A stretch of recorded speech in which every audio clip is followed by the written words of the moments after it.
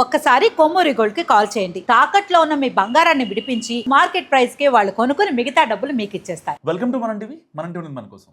కవిత కొత్త పార్టీకి TRS title ఉంటుందా ఉండదా? ఇప్పటికే ఒకసారి మారిన పేరును మరోసారి మార్చాల్సి వస్తుందా, లేక అలాగే కొనసాగుతుందా? అసలు ఇప్పుడు కొత్తగా ఆ పేరు మార్పు ప్రస్తావన ఎందుకు వచ్చింది? పార్టీని ప్రకటించి యాక్టివిటీస్ జరుగుతున్న టైంలో మ్యాటర్ మళ్ళీ మొదటి రావడం వెనుకున్న రీజన్స్ ఏంటి? కవిత టీఆర్ఎస్ విషయంలో అభ్యంతరం చెప్పింది అసలు ఎవరు?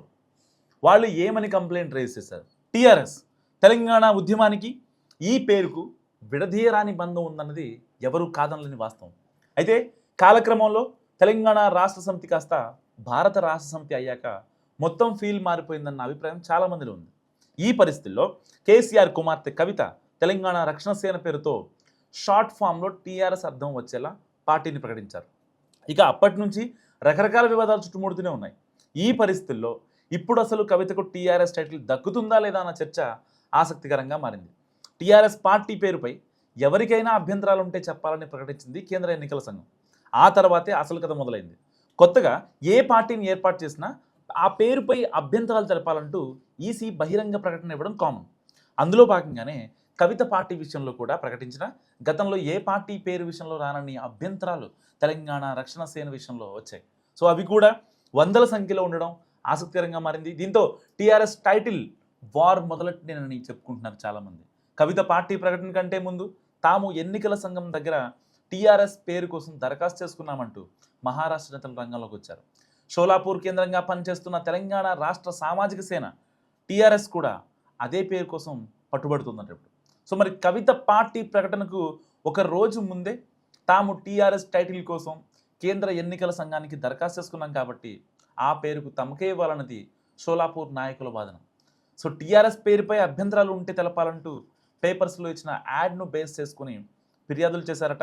మరోవైపు కవిత పార్టీ పేరుపై తీవ్ర అభ్యంతరం వ్యక్తం చేస్తూ బీఆర్ఎస్ నేతలు కూడా ఎన్నికల సంఘానికి ఫిర్యాదు చేశారు. 14 ఏళ్ల ప్రత్యేక రాష్ట్ర పోరాటంలో టీఆర్ఎస్ అనే పేరు తెలంగాణ సెంటిమెంట్తో ముడిపడి ఉందని బీఆర్ఎస్ నేతలు ఫిర్యాదులు కాపీలు చెప్పారు. ఇలా మహారాష్ట్రలోని నేతలతో పాటు బీఆర్ఎస్ తరఫున ఇతరత్ర అన్నీ కలిపి దాదాపుగా 700కి పైగా ఫిర్యాదులు కవిత పార్టీ పేరు విషయంలో ఉన్నాయి. ఇలా వెల్లువల ఫిర్యాదులు రావడంతో టైటిల్ వివాదం మరింత ముదిరింది. ఇప్పటికే ఒకసారి పేరు మార్చుకున్న తెలంగాణ రక్షణ సేన టీఆర్ఎస్గా ఉంటుందా ఉండదా అంటూ రాజకీయ వర్గాలతో పాటు కవిత అనుచరుల్లో కూడా చర్చ మొదలైంది. ఒకవేళ కవిత తన పార్టీ పేరు మార్చాల్సి వస్తే వేరే ఏ పేరు పెడతారన్న ప్రశ్నలు సైతం వస్తున్నాయి. అయితే కవితతో పాటు ఆమె సన్నిహితులు మాత్రం తెలంగాణ రక్షణ సేనగానే ఉంటుందని కుండబద్దలు కొడుతున్నారు. టీఆర్ఎస్ అనే షార్ట్కట్ పిలుపుపైనే అభ్యంతరాలు వచ్చాయని, ఆ విషయాన్ని ఈసీ పరిగణలో తీసుకోకపోవచ్చని కూడా అంటున్నారు. మరి షార్ట్కట్లో ఎవరిష్టం వచ్చినట్టుగా వాళ్ళు పిలుచుకునే అవకాశం ఉంటుంది కాబట్టి తమ తెలంగాణ రక్షణ సేన ఖచ్చితంగా కొనసాగుతుందన్నది వాళ్ళ అభిప్రాయం.